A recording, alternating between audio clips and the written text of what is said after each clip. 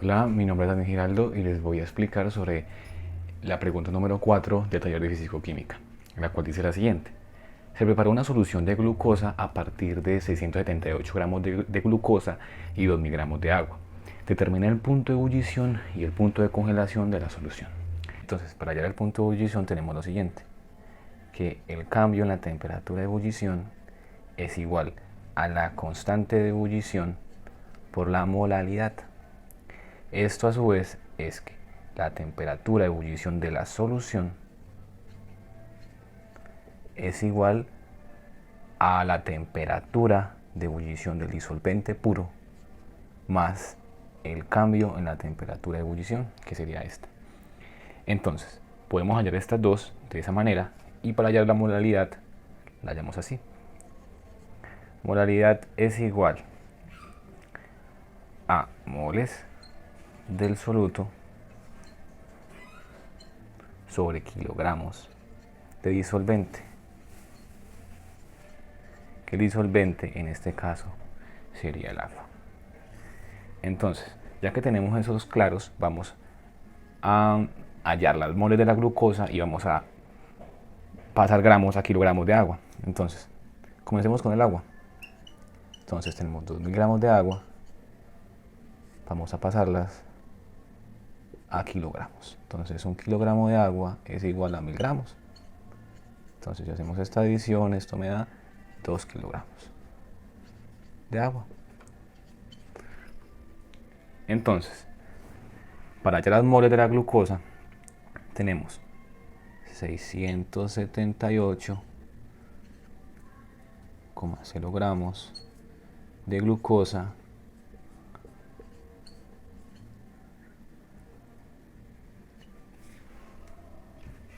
y las moles teniendo en cuenta el peso molecular.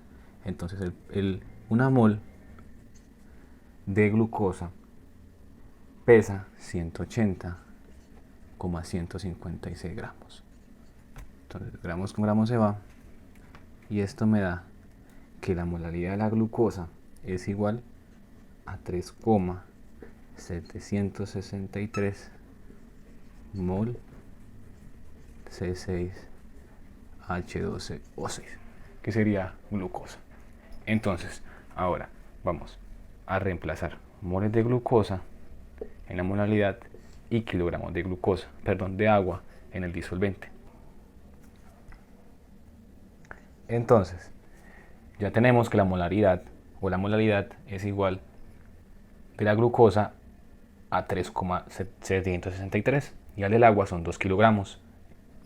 Entonces vamos a reemplazarla en la fórmula de la molaridad y tenemos que vamos a hallar la molaridad de la solución, de toda la solución.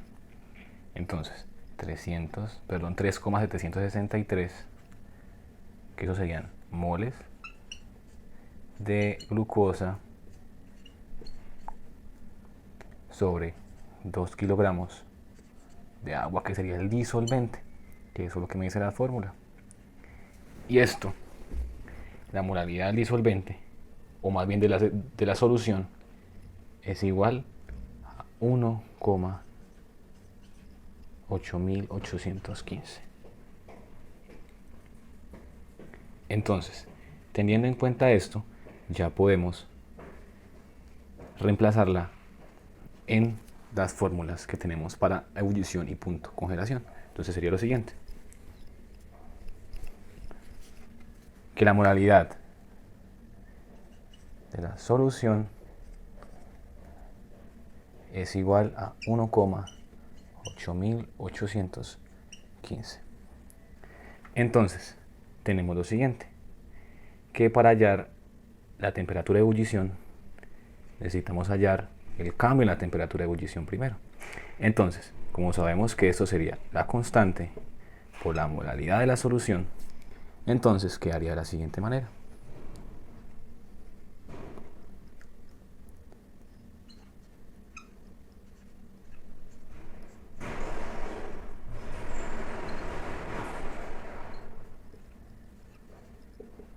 Entonces moles con moles se van y el resultado me da en centígrados, lo cual me daría 0,9 978 grados centígrados.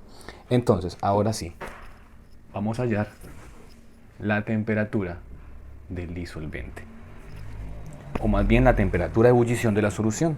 Entonces, tenemos el cambio en la temperatura de ebullición. Ahora vamos a hallar entonces la temperatura de ebullición de la solución, lo cual es igual a la temperatura de ebullición del disolvente puro, que en este caso sería el agua, y esta ebulle a 100 grados centígrados, más la constante, que sería 0,978 grados centígrados. Esto es igual a 100,978 grados centígrados. Y esta sería la temperatura de ebullición de la solución de glucosa y agua. Ahora bien, como ya tenemos el punto de ebullición, vamos a hallar entonces el punto de congelación. Entonces, ahora tenemos el punto, de nuevo tenemos la molaridad de la solución y el punto de ebullición de la solución que ya lo encontramos. Ahora vamos a hallar al punto de congelación. Entonces, el punto de congelación está con el mismo parámetro. Vamos a buscar que sería que el cambio en la temperatura de congelación es igual a la constante de congelación por la molaridad. Entonces vamos a reemplazar esos dos valores, que esto es igual a Kf, que sería 186 grados centígrados, que es este, sobre mol, por la molaridad de la solución que ya se halló anteriormente. Entonces, como eso está en moles, entonces moles como les llaman, y queda centígrados. Entonces, el cambio en la temperatura de congelación es de 3,499 grados centígrados. Sería el punto de congelación, o más bien el cambio en la temperatura de congelación. Entonces, para hallar ya la temperatura de congelación de la solución, es igual a el cambio, o más bien la constante